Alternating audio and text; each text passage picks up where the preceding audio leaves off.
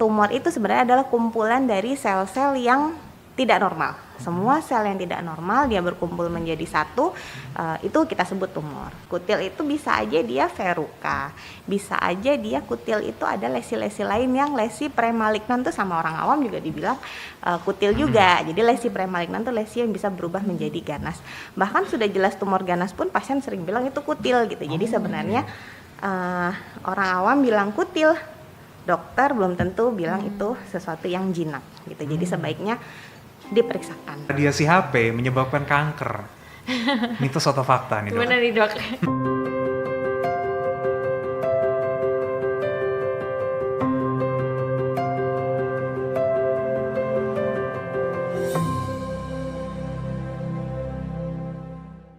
Sebenarnya tumor dan kanker adalah istilah yang gak asing ya buat kita Sobat K. Tapi udah bisa bedain belum? Yang ini tumor, yang ini kanker. Misalnya ada benjolan di tubuh, kadang-kadang kita masih bingung. Sebenarnya ini masuk kategori kanker atau ini disebut tumor. Nah, sore hari ini kita akan bahas di BTS Berbagi Tips Sehat bersama Siloam Hospitals Jember. Tentunya saya Iksan Anugrah senang sekali bisa ketemu lagi dengan Sobat K. Nggak sendirian aja, ada teman-teman dari Siloam Hospitals Jember.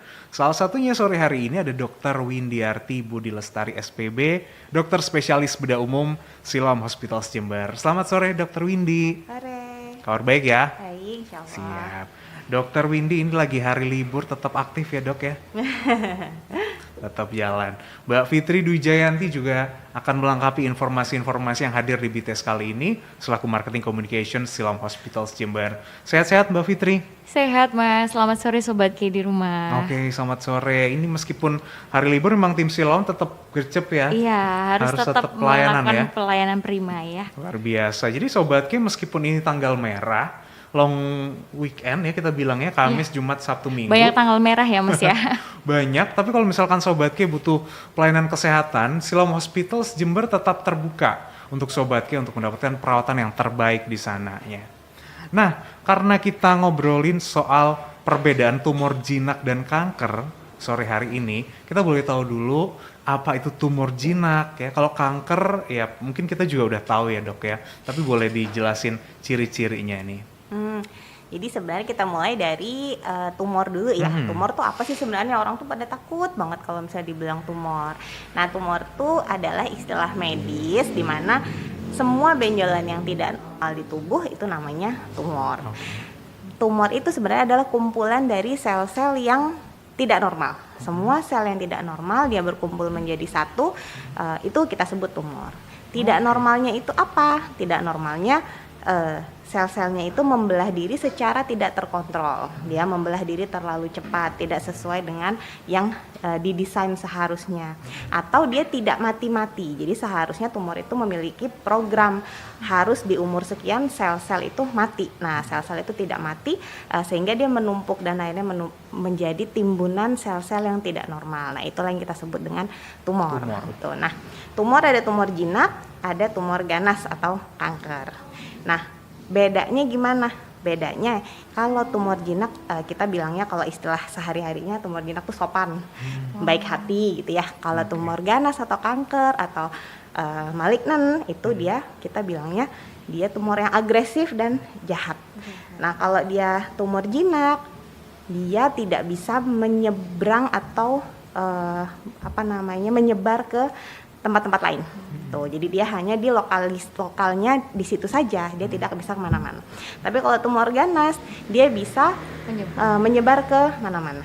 Kemudian kalau dari penampilannya kalau sudah cukup besar, itu kalau tumor tuh dia halus, mulus, bentuknya tegas, kemudian batasnya juga jelas.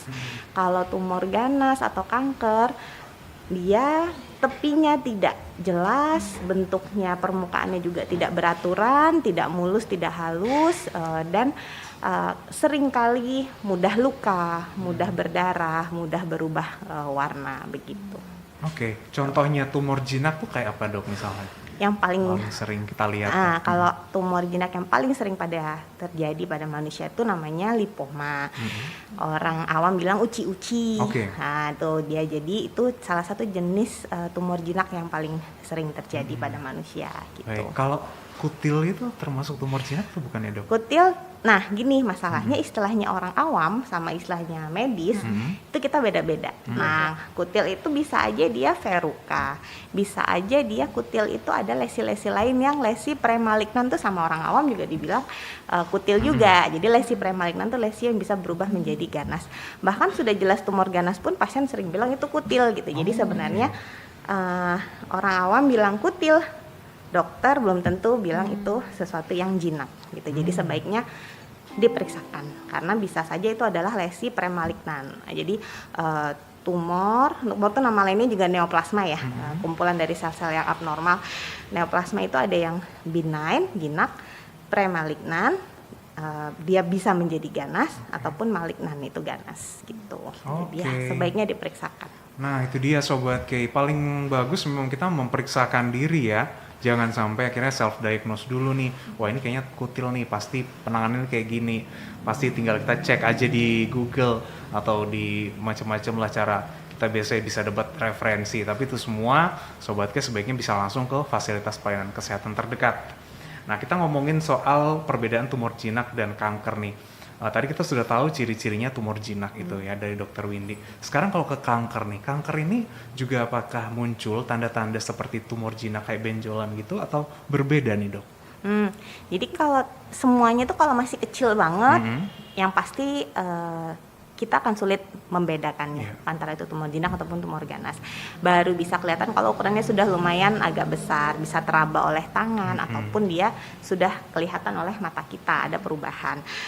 Kalau perbedaannya agak sulit ya karena semuanya ya sama-sama benjolan yang aslinya tidak ada di tubuh kita. Itulah makanya sebaiknya kalau ada benjolan di tubuh diperiksakan karena kalau masih kecil gejalanya dia belum terlalu jelas. Cuman kalau mau membedakan, gampangannya kita bilang namanya ada progresivitas atau doubling time. Doubling time itu ukurannya menjadi 2 kali lebih besar daripada yang sebelumnya, itu sangat pesat, sangat cepat. Misalnya kalau uci-uci itu dia ukurannya untuk menjadi 2 kali lipat dari ukuran yang sekarang itu butuh waktu cukup lama. Misalnya setahun baru bisa ukurannya 2 kali lipat lebih besar daripada yang sebelumnya. Nah kalau tumor ganas itu hitungan minggu. Jadi semakin dalam sebulan dia sudah bisa besar sekali gitu. Jadi doubling time-nya lebih cepat dibanding tumor yang jinak. Gitu. Baik. Nah itu dia Sobat Kay. Nah kalau misalkan kita selama ini dengar-dengar ya dok ya, orang bilang katanya dari tumor itu nanti akan berubah jadi kanker. Ini nggak sih Mbak Fitri ya? Iya, biasanya orang awam yang tidak mengerti itu biasanya kan kalau tumor apakah identik itu akan menjadi kanker dok? Seperti itu. Jadi tidak semua tumor. Jadi sebenarnya salah kaprah ya. Tumor itu ada tumor jinak, tumor premalignan dan tumor malignan atau tumor ganas gitu. Jadi tumor jinak bisa berubah menjadi tumor ganas, itu betul. Apalagi kalau dia termasuk tumor yang premalignan atau lesi premalignan. Tumor jinak, tapi tidak semuanya tumor jinak bisa berubah menjadi ganas. Jadi ada tumor-tumor tertentu yang bisa berubah jadi ganas. Misalnya uci-uci atau lipoma. Lipoma itu tidak ada kemungkinan sedikit pun untuk bisa berubah jadi ganas. Meskipun dia besar sekali sampai pasien umur 90 tahun ataupun 100 tahun, tidak akan dia berubah menjadi ganas. Tapi memang ada, jadi kalau lipoma itu kan tumor dari jaringan lemak. Jadi sel-sel lemak yang abnormal, yang membelah diri secara tidak terkontrol atau tidak mati pada saat waktunya sel-selnya. Tapi memang ada namanya liposarkoma. Liposarkoma itu tumor ganas dari kelenjar lemak. Nah, penampilannya untuk orang awam kelihatannya sama gitu. Yang bisa membedakan memang tenaga kesehatan. Itu pun kalau ukuran masih di bawah 6 cm, kita juga sulit membedakannya begitu. Jadi baru kelihatan banget ini liposarkoma kalau dia sudah di atas ukuran 6 cm atau di atas 5 cm, betul. Itu baru kelihatan jelas. Siap. Gitu. Nah, nanti kita juga akan tahu Sobat Kay, penyebabnya apa sih orang bisa terkena tumor jinak dan kanker. Tetap di BTS Berbagi Tips Sehat.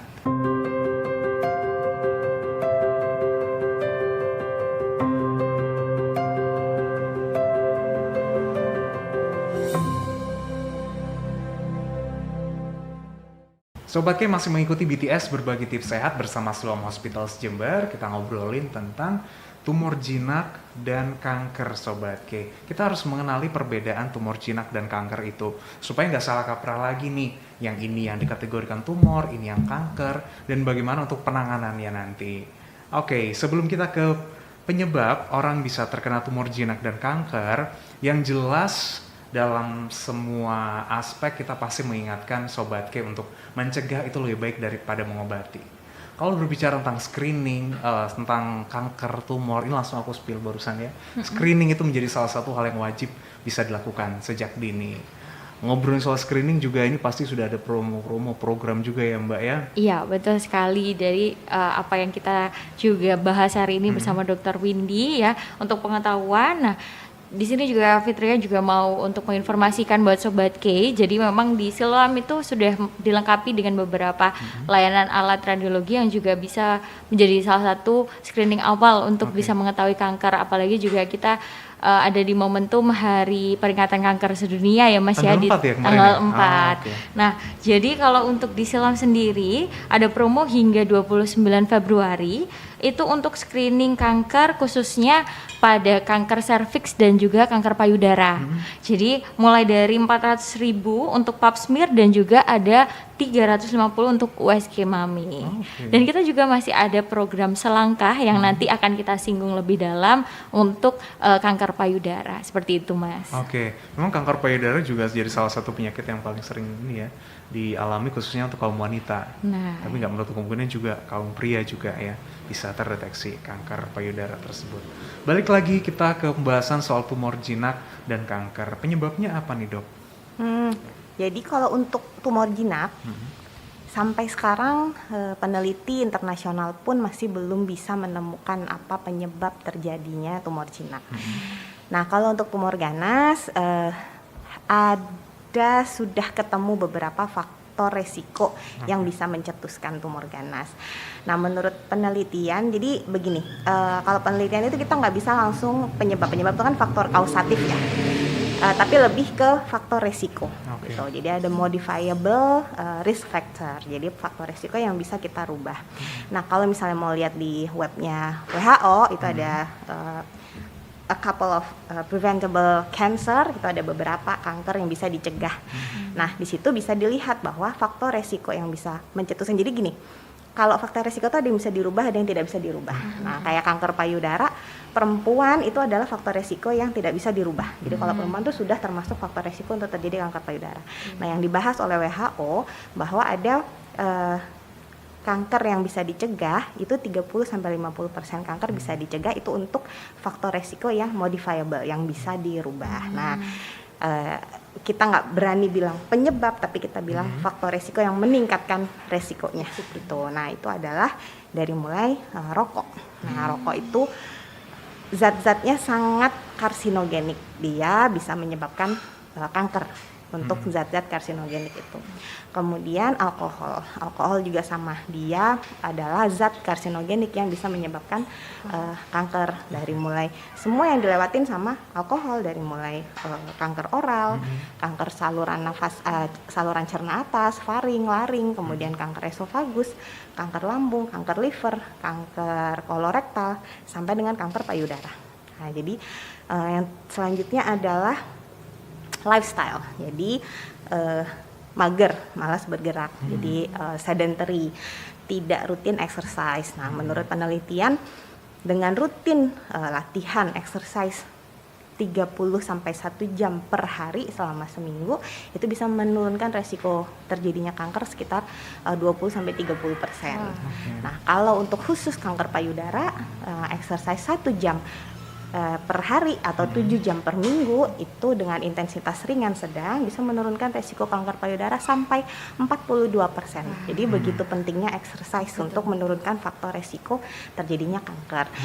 Kemudian selain sedentary life, tidak exercise rutin, berat badan. Jadi berat badan pun ini sebenarnya sulit ya, karena penelitian semua memakai parameter BMI, Body Mass Index.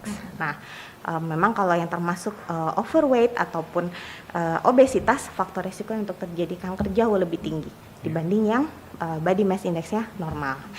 Tapi body mass index yang tidak normal itu tidak berlaku bila massa ototnya besar. Jadi misalnya rajin exercise, kemudian dia massa ototnya besar, sehingga BMI-nya tinggi tapi dominan karena massa ototnya. Nah, itu tidak berlaku untuk kasus seperti itu. Jadi kalau mau lihat body mass index tidak bisa murni dilihat hanya dari body mass indexnya saja, dilihat persentasenya lebih tinggi lemak ataukah otot. Itu. Kemudian makanan yang sangat tidak sehat seperti processed food, ultra processed food, kemudian makanan dengan pengawet, kemudian makanan dengan yang banyak kita banyak PUFA, polyunsaturated fatty acid. Itu semua sangat menyebabkan kanker. Jadi misalnya ultra processed food tuh kayak sereal, kemudian bahan semua yang dibungkus atau semua yang frozen, itu dia ultra processed food. Itu akan meningkatkan resiko kanker.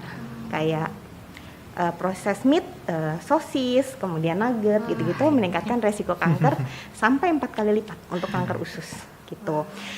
Kurangnya makan serat. Jadi kurang makan serat, kurang dari 30 gram per hari itu meningkatkan resiko kanker usus. Kemudian selanjutnya kalau mau dibahas soal lifestyle tuh panjang banget ya. Terus yang selanjutnya adalah polusi. Nah, polusi udara itu bisa resiko. Kemudian radiasi. Nah, baik ionizing radiation ataupun UV atau solar radiation itu bisa menyebabkan kanker. Misalnya tidak rajin pakai sunscreen, terutama yang kulitnya kadar melaninnya sangat rendah, yang kulitnya putih, resiko untuk terjadi kanker kulit karena UV itu sangat tinggi, makanya harus rajin pakai sunscreen gitu. Yang kadar melaninnya tinggi pun, walaupun kulitnya gelap pun, juga tetap harus pakai sunscreen karena resiko untuk terjadi kanker kulit cukup tinggi. Soalnya kankernya kan meluas banget ya, jenisnya banyak banget dari ujung kepala sampai ujung kaki. Benar-benar luas banget kalau dan ngomong. mengenai gaya hidup juga banyak banget tuh penjabarannya. Cuman tumor ini yang masih belum diketahui ya dok ya, tumor jinak. Jadi kalau kanker itu kan sebenarnya tumor juga gitu. Jadi semua itu namanya tumor atau neoplasma. Cuman dia dibagi ada yang jinak, ada yang premalignan atau preganas dan malignan atau ganas. Jadi semuanya tumor, semuanya neoplasma gitu. Kalau kanker kan bisa dibilang ya bersifat keturunan ya dok ya. Ada yang seperti itu ya dok ya?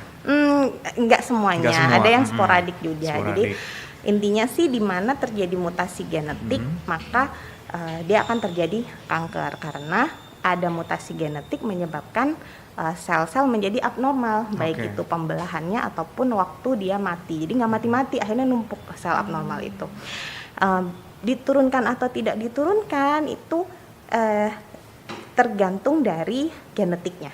Jadi kalau sudah ada pro-oncogennya atau switch on cancer gene, jadi gen yang bisa kayak cetekannya lampu, dia terswitch on, dia dari awal sudah ada mutasi genetik seperti itu, maka begitu ada pencetus, misalkan obesitas, atau ada pencetus dia rokok atau alkohol, maka switch on proto-oncogen itu akan tercetuskan, akhirnya dia bisa terjadi kanker, walaupun misalnya orang tuanya tidak ada yang kanker, tapi diturunkan switch on gene-nya, jadi ya gene yang bisa mencetuskan kanker. Atau memang dari orang tua sudah ada kanker, misalnya kita bisa periksa juga namanya pemeriksaan genomik ya. Jadi kita periksa BRCA1, BRCA2 sama P53. Itu untuk tahu ada kanker kandungan dan kanker payudara. Nah, kalau ibunya itu kanker payudara, maka anaknya 4 sampai 6 kali lipat resikonya untuk terjadi kanker payudara, dan biasanya pemeriksaan BRCA1, BRCA2-nya bisa positif gitu. Siap. Nah, ngomongin soal kanker ini kan juga kita perlu mewaspadai Sobat Kim. Makanya Sobat Kim mulai sekarang ini juga bisa langsung melakukan medical check up secara rutin. Nah, ngomongin soal medical check up juga pasti saya akan menanyakan ke Mbak Fitri, promo apa yang dihadirkan oleh Siloam nih untuk tahun ini? Tentunya kapan terakhir kali Sobat K melakukan medical check up? Kalau udah lama jangan lupa ya, jangan cuma jajan terus tadi yang udah disebutin Dokter Windy ya, karena apa yang kita makan itu juga pasti ada efeknya juga ya. Jadi mungkin Sobat K lakukan screening atau medical check up mulai dari 200 ribuan aja sudah bisa untuk screening medical check up, mulai dari GAC, kemudian juga selengkapnya semua paket itu ada MCU Prima Basic dan MCU prima medium. Jadi mulai dari 200 ribuan sampai 500 ribu itu sudah bisa melakukan medical check up dan juga konsultasi dengan dokter umum juga gitu. Menarik ya Sobat K. Bisa langsung dilakukan pemeriksaan dari sekarang juga. Kalau mungkin Sobat K pengen langsung mendapatkan akses lebih cepat, download aplikasi MySilom di Play Store maupun App Store.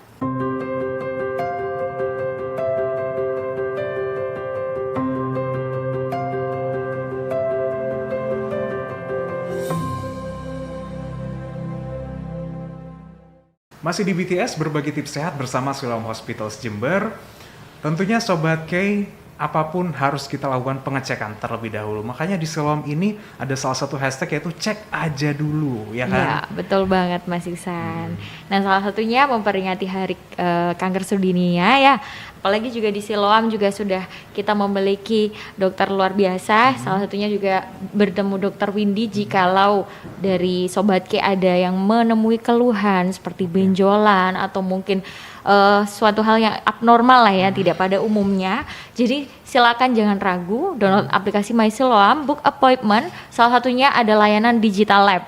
Jadi hashtag cek aja dulu ya. Untuk sehat jangan telat. Mulai dari 200 ribuan aja sudah bisa screening untuk cancer. Jadi jangan khawatir ya. Untuk kita biasanya ngomong kalau mahal ya.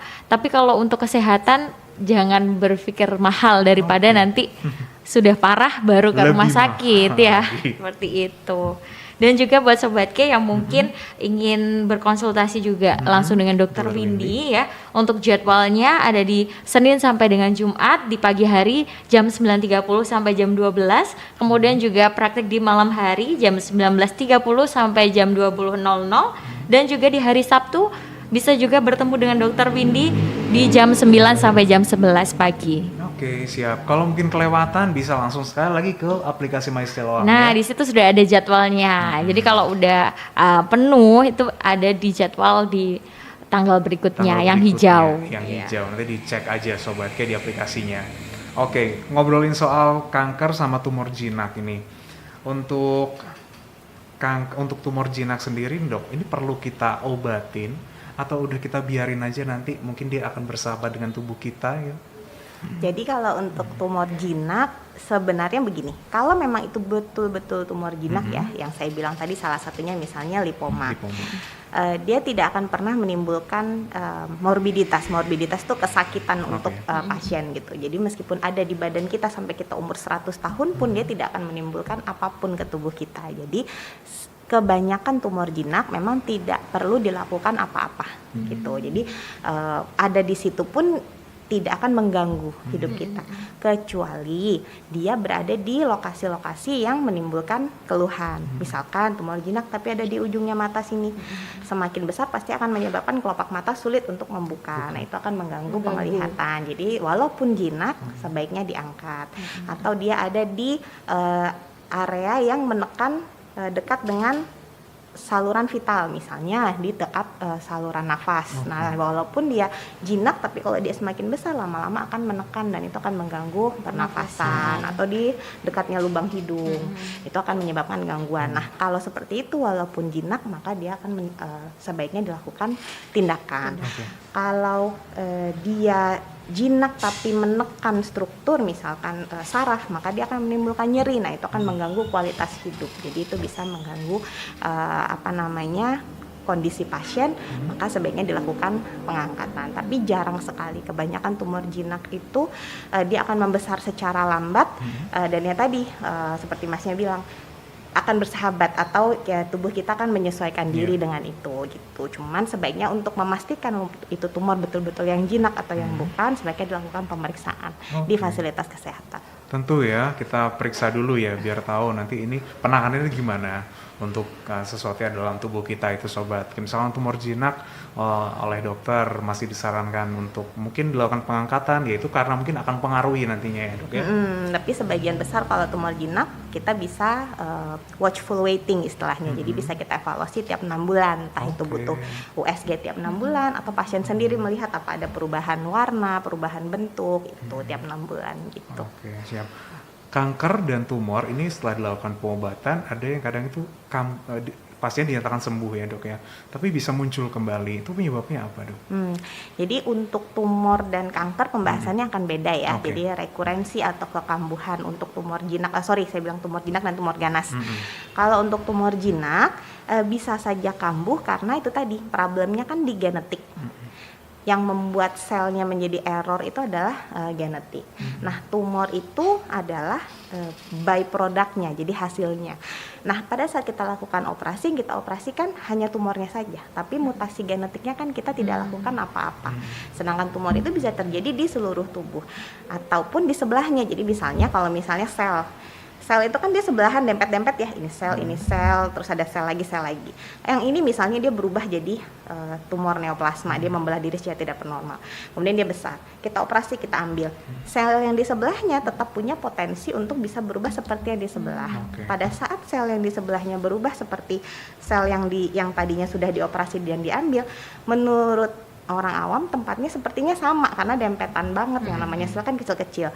Jadi kelihatannya dia ada di tempat yang sama kambuh, tapi sebenarnya dia adalah sel yang berbeda dibanding yang sebelumnya. Jadi kalau sudah diangkat, maka sel yang sudah kita angkat itu tidak akan kambuh lagi.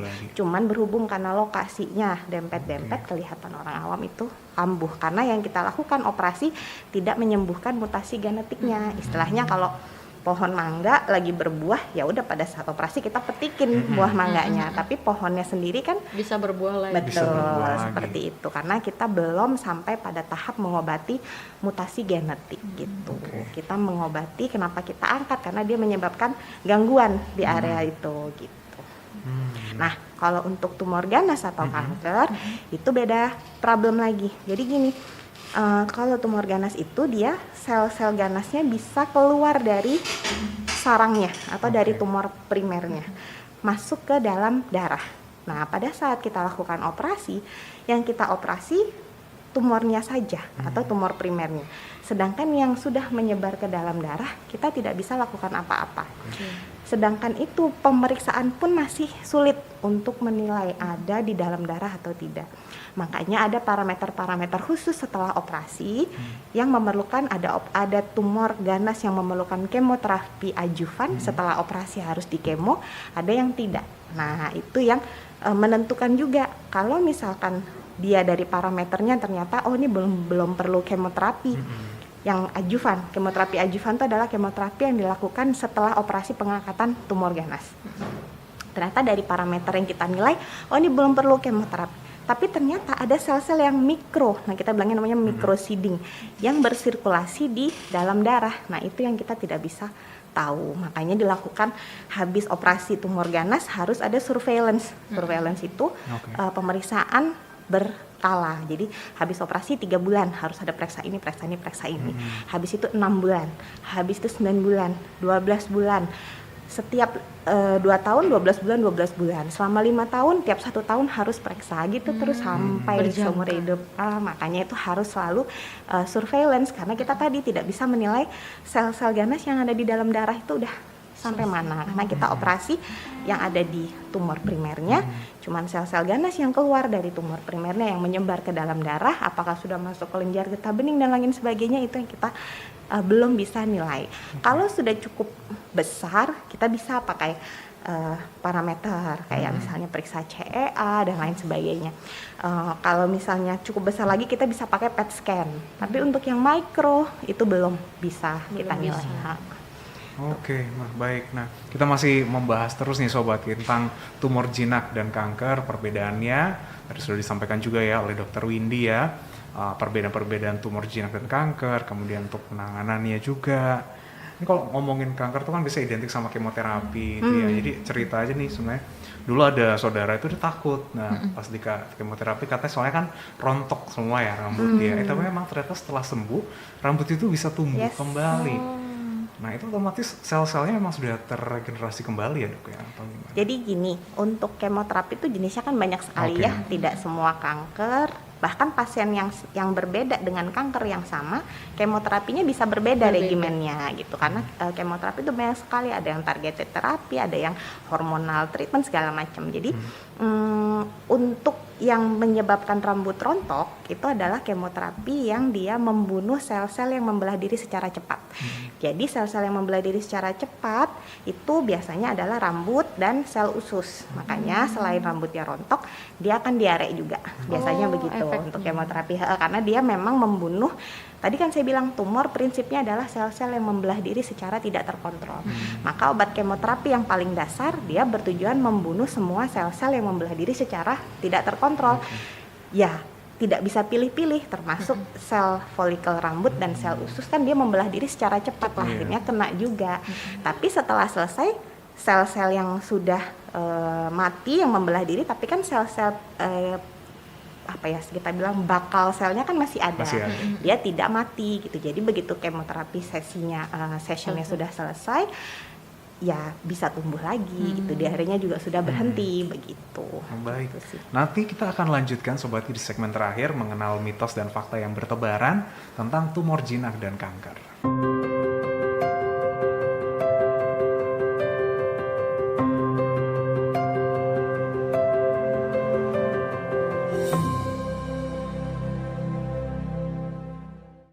Baik Sobat K, ini adalah segmen terakhir kita ngobrolin perbedaan tumor jinak dan kanker. Tentunya ini Sobat K yang selama ini bertanya-tanya, sebenarnya statement ini masuk mitos atau masuk fakta sebenarnya. Tapi sebelum itu kita selalu ingatkan buat Sobat K untuk rutin melakukan screening. Apalagi kalau di Siloam Hospitals ini akan selalu ada layanan-layanan kesehatan terbaik yang menghadirkan harga-harga yang bersahabat lah buat semuanya.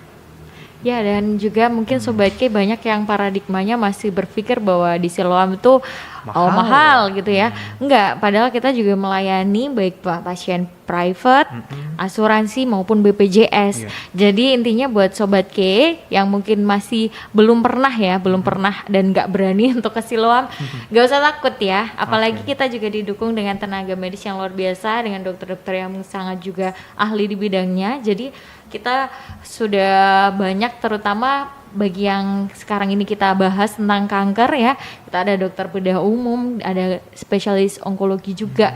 Nah, juga ada salah satu yang akan Fitri sampaikan ya, salah satunya juga Digital Lab tadi sudah ya. Dan juga untuk mamografi ini Mas, kita ada alat yang namanya mamografi di radiologi kita, dimana dari SHG atau Siloam Hospital Group kita ada program selangkah di mana donasi yang sudah terkumpul akan direalisasikan atau dirasakan manfaatnya untuk masyarakat Jember yang mungkin kurang mampu di pedesaan ya. Nah, ini pemeriksaan untuk mendeteksi kanker payudara, namanya selangkah, semangat lawan kanker.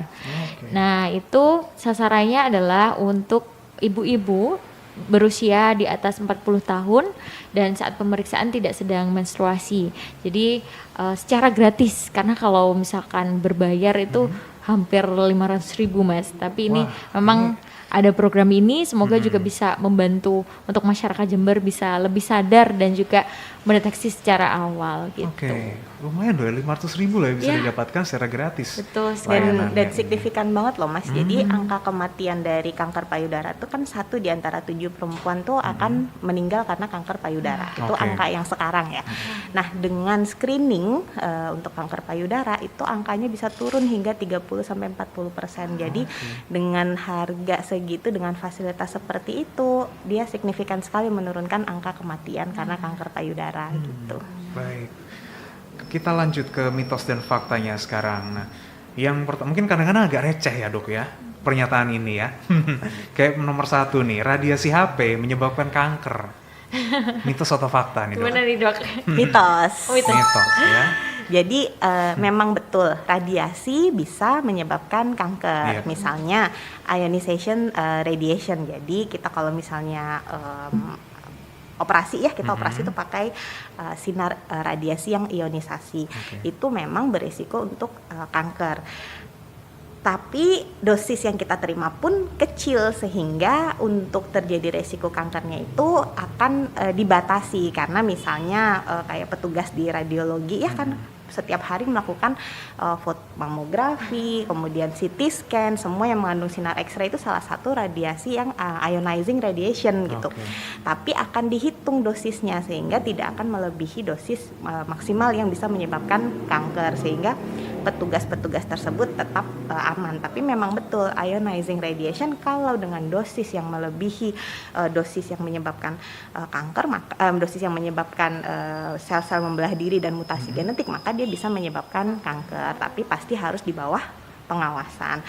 Karena yang namanya ionizing radiation itu juga ada di mana-mana. Kita naik pesawat ngelewatin lautan Atlantik, itu juga ada radiasi. Makan kacang Brazil itu juga ada ionizing radiationnya gitu. Nah, sedangkan mamografi sendiri itu radiasinya di bawah, lebih kecil daripada kita kalau terbang ngelewatin lautan Atlantik gitu. Jadi radiasinya kecil. Nah, tapi kan memang kalau untuk petugas yang ada di ruang radiologi kan dia terpaparnya terus. Nah, kalau tidak dimonitor memang akan bisa resikonya jadi kanker. Tapi kan dia pakai batch untuk mengukur tabungan dia radiasi dalam tahun ini itu sudah berapa, sudah melebihi berarti harus stop gitu. Nah, kemudian radiasi juga solar radiation juga termasuk radiasi juga. Sinar UV itu ada UVA, UVB. UVA itu aging yang menyebabkan early aging, kulit keriput, makanya harus rajin pakai sunscreen. Nah, supaya bisa early aging dihindari. Kemudian UVB, B itu basalioma itu basal sel karsinoma, atau UVB lah yang menyebabkan kanker kulit. Nah, itu memang betul sinar radiasi dari UVB menyebabkan kanker. Tapi kalau untuk radiasi dari handphone, sampai sekarang penelitian belum ada terbukti untuk bisa menyebabkan itu. Oke, mitos gitu. Ya berarti ya. Berikutnya, penggunaan alat makan berbahan plastik bisa memicu kanker. Mitos atau fakta? Itu juga mitos. Ya. Ada penelitian memang yang bilang kandungan plastik tertentu ini itu ya yang disebutkan lah, ada yang ini ada itu bisa meningkatkan resiko kanker. Tapi kita gini, untuk penelitian kita butuh data yang sangat besar untuk sampai bisa memunculkan sebuah konklusi dan memvonis sesuatu. Seperti misalnya kayak UVB, kita udah berani nih memvonis UVB nih penyebab kanker. Kita udah bisa berani bilang kayak rokok ini sudah terbukti benar-benar dengan data yang sangat tinggi, dengan penelitian yang sangat banyak, dia memang menyebabkan kanker. Nah, untuk bahan plastik itu sampai sekarang belum ada yang konklusif. Memang ada penelitian kecil-kecil bilang ini beresiko. Tapi dari WHO membuat preventable cancer, salah satunya tidak ada itu. Gitu. Jadi penelitiannya belum cukup banyak sampai kita bisa mengambil kesimpulan untuk memvonis begitu. Tapi ya kalau bisa gaya hidup sehat, sebaiknya yang signifikan dulu tuh, yang kita benar-benar dari nggak ada gunanya, bingung sama makanan plastik tapi masih ngerokok gitu. Jadi itu nggak ada gunanya gitu. Jadi yang pasti aja dulu. Gitu. Kemudian biopsi tidak membuat tumor menjadi ganas. Seperti yang saya bilang tadi ya, jadi kalau untuk tumor jinak untuk bisa berubah untuk menjadi ganas, dia adalah tumor-tumor spesifik yang kita bilang namanya tumor atau lesi premalignan. Lesi premalignan itu salah satu contohnya misalnya polip. Nah, polip usus itu dia lesi premalignan, dia bisa berubah menjadi ganas. Jadi walaupun tidak dilakukan biopsi pun dia pasti akan bisa berubah jadi ganas. Kemudian cervical dysplasia atau perubahan sel-sel lesi premalignan pada rahim. Kita nggak lakukan biopsi pun dia akan berubah jadi kanker. Jadi mitos bahwa biopsi akan menyebabkan kanker itu mitos. Tapi mungkin ada sesuatu yang bisa mencetuskan mitos seperti ini adalah begini. Karena di biopsi jadi tahu ganas. Nah, sebenarnya awalnya bukan karena di biopsi jadi berubah jadi ganas, tapi awalnya tumornya nggak apa-apa habis di biopsi. Ya enggak, karena pada saat itu tumornya sudah cukup besar, kemudian kita lakukan biopsi. Akhirnya timbul jadi kanker, perjalanan penyakitnya sudah sampai sana. Namun memang kalau itu adalah memang dari awal tumor ganas dan kita lakukan biopsi, ada namanya seeding tract. Seeding tract itu sel-sel kankernya bisa lewat di tracknya jarum biopsi itu untuk bisa keluar dari bariernya. Nah, itu akan membuat dia semakin cepat dan semakin progresif. Tapi kerugian itu hanya khusus untuk kanker liver, itu hanya penelitian yang sudah jelas ya, itu hanya 1%. Nah, keuntungannya untuk dilakukan biopsi dan timbang kerugiannya yang 1% itu jauh lebih besar keuntungannya. Kenapa? Karena kalau kita biopsi kita jadi tahu, oh ini kanker, jenisnya ini, modalitas terapinya ini. Tapi kalau kita nggak lakukan apa-apa, kita nggak biopsi, kita nggak bisa tahu gitu. Jadi ya angka kematiannya akan lebih tinggi kalau tidak dilakukan biopsi. Walaupun itu kanker gitu, walaupun ada resiko seeding tract, walaupun ada resiko membuka barier, tapi resikonya jauh lebih kecil dibanding keuntungan yang kita dapat kalau kita mendapatkan diagnosis jaringannya. Begitu. Baik, berarti kalau biopsi tidak membuat tumor menjadi ganas, itu yang fakta. Betul. Ya. Bukan biopsi yang membuat tumor menjadi ganas, itu yang mitos. Betul. Selanjutnya, di dalam tubuh manusia pasti terdapat sel tumor dan kanker. Mitos atau fakta itu, Dok? Pernyataan yang bertebaran seperti itu Mitos. di dunia maya. Jadi sel yang abnormal tidak ada, gen yang bermutasi ada. Gitu. Jadi pasti kita semua ada gen yang bermutasi. Sebenarnya hal gampang aja ya, kayak intoleransi laktosa, 60% manusia itu tidak tahan terhadap laktosa. Laktosa itu yang dikandung sama susu. Orang yang bisa tahan sama laktosa atau susu itu sebenarnya orang yang mengalami mutasi genetik. Jadi karena normalnya manusia itu tidak tahan dengan laktosa, hanya hewan yang tahan dengan laktosa. Nah, kalau ada manusia yang tahan sama laktosa sampai umur 70 pun dia tiap hari minum susu sapi nggak pernah mencret, itu dia memiliki mutasi genetik gitu. Jadi kalau sel kanker atau sel tumor di tubuh kita tidak ada, tapi kalau gen yang mengalami mutasi ada. Semua orang pasti ada gen yang mengalami mutasi, betul. Baik, sudah terjawab semua Sobat K mitos dan faktanya, tapi mungkin ada pertanyaan lain atau mungkin mau konsultasi, langsung nanti bisa bertemu dengan Dr. Windy di SOM Hospitals Jember dengan jadwal yang Sobat K bisa cek langsung di aplikasi MySiloam. Sebelum kita closing, mungkin Mbak Fitri ada yang mau disampaikan kembali nih? Ya, mungkin kalau dari saya, kita udah tadi share juga tentang layanan. Intinya buat Sobat K di SOM Hospital Jember ada dan juga sudah cukup mumpuni untuk bisa mendeteksi maupun juga proses pemulihan dan juga tindakan atau tata laksana yang paling terbaik untuk penderita kanker. Jadi semoga dari pembahasan kita hari ini bisa memberikan pengetahuan sekaligus kesadaran ya untuk masyarakat supaya bisa lebih mendeteksi lebih dini. Apalagi juga sudah ada Dr. Windy, tadi kita udah banyak ilmu yang dipelajari juga. Jangan lupa untuk jaga kesehatan. Oke, baik. Ada conclusion mungkin dari Dr. Windy? Dari saya sih, intinya semua keluhan yang ada di tubuh kita jangan diremehkan. Sebaiknya bawa ke fasilitas kesehatan terdekat untuk diperiksa sedini mungkin. Karena semakin dini kita tahu, kita bisa diagnosis, maka modalitas terapi yang bisa kita berikan semakin banyak. Semakin parah kondisi pasien datang, semakin stadiumnya semakin lanjut, maka modalitas terapi yang kita bisa berikan sangat terbatas sampai akhirnya pun pada kondisi paliatif. Kondisi paliatif adalah kita sudah nggak bisa melakukan apa-apa lagi, begitu. Jadi semakin dini semakin baik. Jangan berpikir takut ketahuan penyakitnya. Nah, kalau sudah terlalu terlambat, justru kami sebagai tenaga kesehatan kehabisan modalitas untuk melakukan penanganan. Gitu. Baik, terima kasih Dr. Dengan Windy. senang hati saya juga terima kasih atas kesempatannya. Mbak Fitri juga terima kasih untuk informasi-informasinya. Kita akan ketemu lagi di BTS untuk edisi berikutnya ya Sobat K. Terima kasih, sampai jumpa.